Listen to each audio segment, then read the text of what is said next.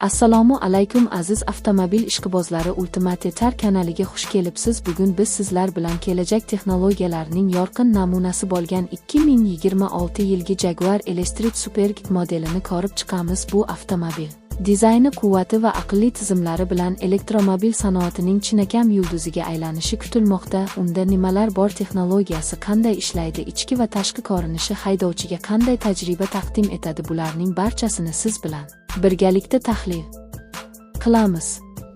Avvalo, Jaguar brendining o'zi haqida qisqacha to'xtalsak, bu kompaniya har doim o'zining nafis dizayni, yuqori darajadagi muvozanati va kuchli dvigatellari bilan mashhur bo'lgan. Endilikda u elektr transport vositalari bozoriga ham kuchli qadam tashlamoqda.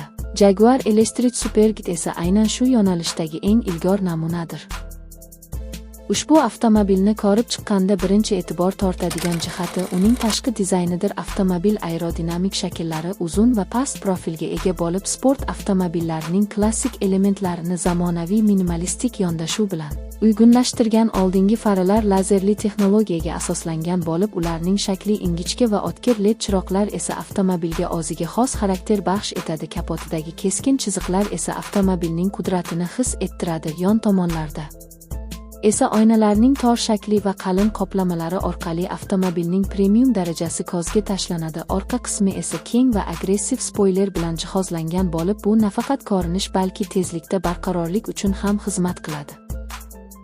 Endi avtomobilning yurak qismini, ya'ni uning elektr motorini ko'rib chiqamiz. Jaguar Electric Superkit 2 elektr motor bilan ta'minlangan bo'lib, ular har biri old va orqa o'qlarga ulanadi. Bu esa avtomobilga to'liq g'ildirakli harakat tizimini ta'minlaydi.